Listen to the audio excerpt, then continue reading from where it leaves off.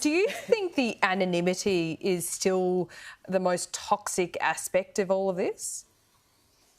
Absolutely. And the issue we have with people being anonymous online, there are no consequences as yet for their actions. So you think about how you interact in everyday life. If I'm walking down the street right now, if I punch someone in the face, I know that, first of all, I'll be identified, I'll be arrested, there are consequences. When you're anonymous online, there is no fear for any repercussions, and that shapes your behaviour. People who are nasty, have malice, who want to attack, will do so in an environment when there are no consequences because they're cowards. So normal people fear consequences and repercussions. These guys online do as well, but they know there aren't any. So being anonymous is the greatest tool they have. And what the government is doing, and this is world first, we are doing this before any other country in the world, is forcing social media companies to unmask these anonymous, and trolls I think almost sounds too soft. We're not talking about people who want to engage in debate online or people who might say something that's a little bit mean.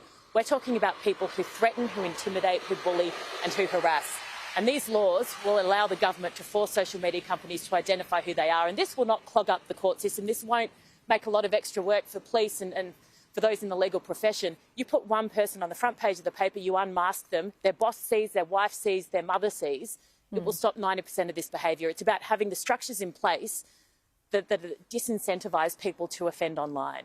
And you don't think you might be able to speed this along by entering Parliament?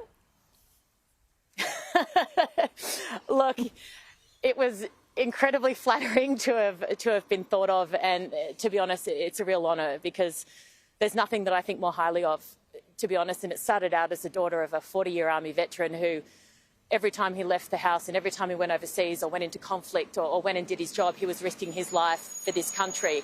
And as his family and my mother, more than anyone else, supported him to go off and risk his life for the betterment of this country. So there's nothing that I'm more passionate about or that I respect more than service to this nation. So look, down the track, absolutely. But Laura, you've got a couple of bubbers. I'm a mum to a 3.5-year-old. My partner and I have just separated. So I think as a single mum trying to go into this space now, and also, by the way, I have 2 jobs that I really do love immensely and I'm very grateful for. But I think the timing of this now, to try and do this now, it deserves 100% commitment, and it requires that. And I just couldn't give the government, and I couldn't give what this requires right now, but maybe down the track, absolutely. Yeah, I know your bosses will be watching, so Erin does love her job and she's appreciative of it, and you know, your bosses are lucky to have you. I really do.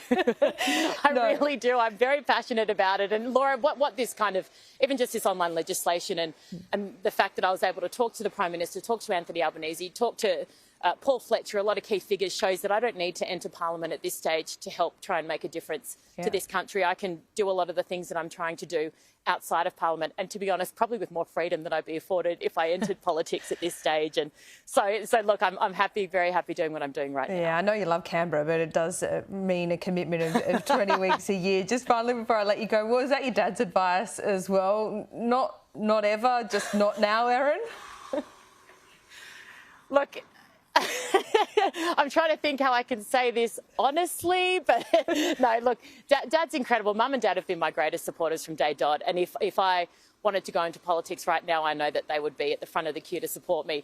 But I've also had a fair insight into, let's say, the less positive side of politics as well. I've seen Dad go through some things that I think, really? So, look, he's incredible. His contribution's amazing, and I hope he continues to make that contribution for many years to come. But I think right now I've got a 3.5-year-old who honestly does not respect me, doesn't like me, doesn't do what I say. I think, God, if I can't even control a 3.5-year-old, I'd be wasted in politics at the moment, to be honest. So I've got enough to deal with. Oh, I don't know. I think there's plenty of people that tell you that Eliza would be much easier to control than some of the things that go on in Parliament. But Erin, a pleasure. I will speak to you down the track, and not ever. Thanks so much.